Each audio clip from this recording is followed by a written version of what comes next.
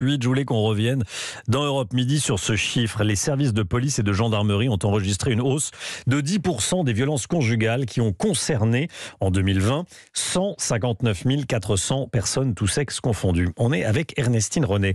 Bonjour. Et vous êtes responsable de l'Observatoire départemental de Seine-Saint-Denis des violences envers les femmes. Comment cette hausse s'explique-t-elle selon vous ? De deux façons. La première, c'est évidemment, on a tous eu peur et nous avons la confirmation que le confinement rendait la maison le lieu de tous les dangers. Et ça se confirme. Et puis la deuxième chose, c'est que pendant cette période, il y a eu une campagne de communication très importante pour dire aux femmes, aux voisins, aux amis, aux collègues de travail, aidez à la révélation des violences, signalez-vous. Et ça a marché.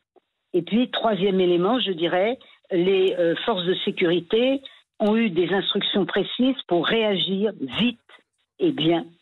Et c'est comme ça qu'on a les 10% de plus pendant la période de confinement de révélation. Les femmes ont été encouragées à révéler, ce qui est quand même très important. Et apparemment, les forces de sécurité ont aussi suivi, ce qui est aussi très encourageant.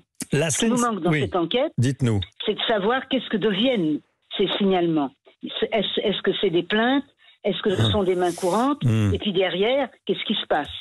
Mais cette augmentation de 10% est importante et montre qu'on peut s'améliorer dans la prise de plainte et dans la révélation des violences. La Seine-Saint-Denis et la Guyane sont les deux départements les plus touchés. Comment est-ce que vous l'expliquez ?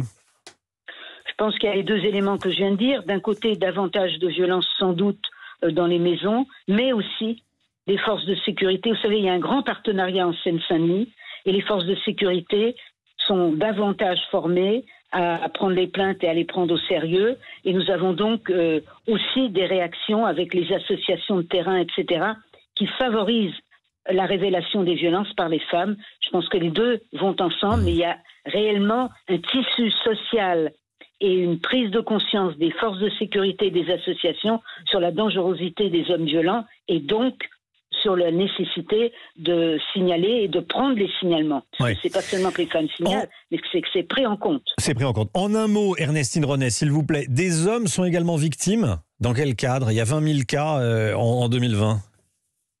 Bien sûr qu'il y a des hommes qui sont victimes. On a deux possibilités. Des hommes peuvent être victimes, bien sûr.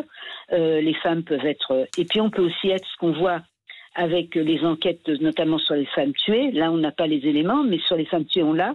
Dans la moitié des cas, quand les hommes sont victimes, il s'agit de femmes qui sont victimes et qui réagissent.